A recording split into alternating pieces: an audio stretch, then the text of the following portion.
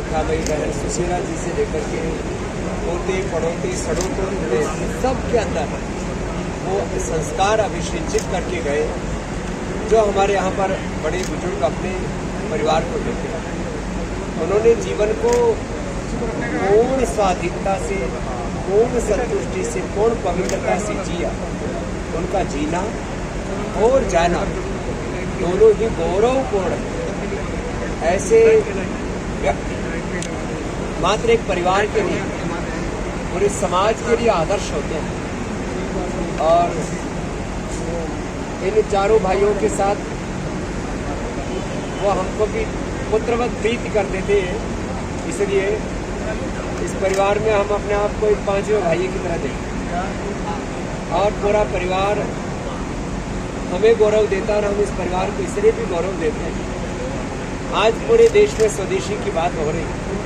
पतंजलि ने भी स्वदेशी को एक नए क्षितिज पर पहुंचाया, लेकिन उस स्वदेशी को भी मजबूती के साथ प्रतिष्ठापित करने वाला कोई परिवार है, यह गोयनका परिवार है। और आज राष्ट्रवाद की, राष्ट्र धर्म की आवाज़ पूरे देश में सुनाई देती है। उस राष्ट्रवाद के एक प्रखर, पराक्रमी, स्वाभिमानी उद्घोषक के रूप में मैं श्रद्धेय नंदकिशोर गोयनका जी को देखता हूँ। उनके महाप्रयाण पर,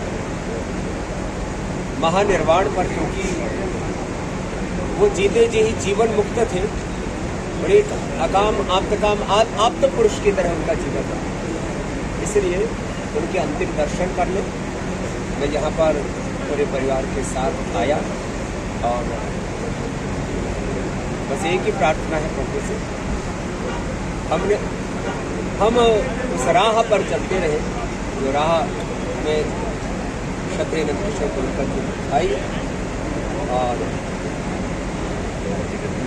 उनकी आत्मा को भगवान अपनी शरणागति और मोक्ष प्रदान करें, ये प्रार्थना गुरु हरिचरणों में करते हैं। और क्योंकि उन्होंने पूर्णता के साथ जीवन को जिया, इसलिए पूरा परिवार भी श्रद्धेय गोयनका जी के इस महाप्रयाण को सेलिब्रेट कर रहा है, एक उत्सव की तरह मना रहा है। उनका जीना और उनका जाना दोनों ही उत्सवपूर्ण है।